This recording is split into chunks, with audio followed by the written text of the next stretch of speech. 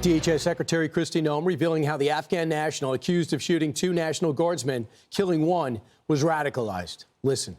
I will say we believe he was radicalized since he's been here in this country. We do believe it was through connections in his home community and state, and we're going to continue to talk to those who interacted with him, who were his family members, to talk to them. So far, we've had some participation, but anyone who has information on this needs to know that we will be coming after you.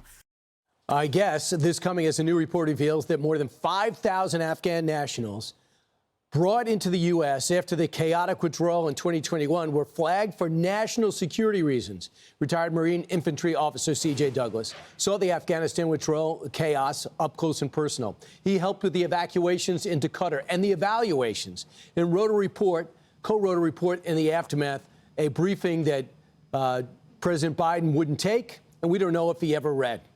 C.J. Douglas, welcome to the show. Your reaction to the horrific shooting last week. Good morning, Brian. It's always a pleasure to see you.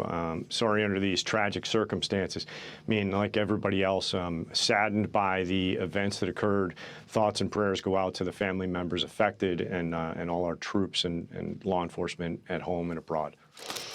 So having said that, when you were in Doha and you were talking about the screening process, and we hear the Biden administration say we screened them at multiple levels, including in Doha, what did you find when these Afghans were coming off the cargo planes? So, Brian, having walked through the process with some Afghan families that I knew personally, it was a rudimentary process at best. And to say they were screened, marginal is the term that I would use. They would go through, they would sit down, they'd give their biometric data, they would have some interview questions, and then that would culminate with the biometric system. That said, if they've never had any interaction with U.S. personnel, they're not going to show up in the biometric system. They'd then go to a staging area and ultimately then be flown to the United States or to another country if they weren't they were at the capacity for the United States at that current time.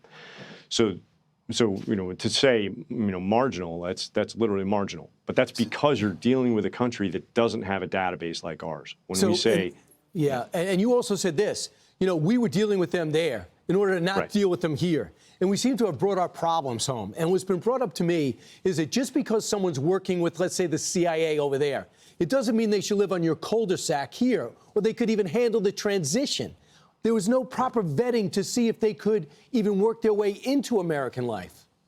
Right. So as they were screened there to work with U.S. personnel to go forth and hunt the Taliban and Al-Qaeda, that isn't screened to be your next door neighbor. Now, that said, there's a number of families that have come here and have thrived with their families and have gone on to be productive members of society. This still goes back to the Biden administration's failure to hold the Taliban to the conditions-based withdrawal, because as I've told you previously, I would rather fight them over there than have them here on our shores and have, American citizens have to be concerned about everyday life. So, Colonel, as he starts degenerating, in 2023, they said he basically started degenerating.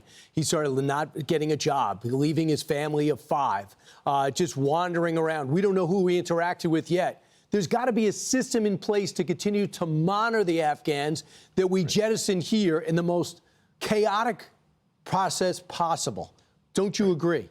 Oh, I would agree, Brian, but this goes back to think about it. And you mentioned in the earlier part of the segment about the Pineapple Express and, and Scotman and Dunkirk and other organizations. It took those groups to assist Afghans with getting out. Now, that said, many of those continue on. What there needs to be is some sort of centralized program. You think about U.S. service members that come back after one combat tour and they have, issues, whether physically, mentally, or emotionally, having dealt with actions in combat. We're dealing with people that have come back here that may have started after the U.S. Began operations in Afghanistan, and 20 years later, we're still going. What we would consider a retirement, except they were in continuous combat operations. We have service members come back. There's services available. Yep. And as the Trump administration has has helped with the VA program, as we've seen. That doesn't exist for the Afghan partners that come. So they come here, and it still goes back to organizations like Task Force Pineapple that are on their own, that are helping service members, helping Afghan partners that have come here. It needs to be a centralized program. There needs to be a centralized database. There needs to be a call center that is got multilingual, that can help provide services and find at-risk Afghans. And the thing is, Colonel, do you also agree, and if not, tell me, for the president to freeze all these transitions right now coming into our country, we have a hard enough time giving people the services for Americans, let alone bringing in veterans here, that we got to immediately give services that in order to prevent the next shooting, the crazy guy in Texas allegedly, and what we just witnessed in D.C. Are you for the freezing? I'm for the freezing, and what I would say is, with that, what we need to do is look at how we are going to assist the current population we have, our own veteran community as well, and then as well how we're going to tighten up the screening process for future people coming from third world countries that don't have the ability to screen people as they're coming, for the American dream.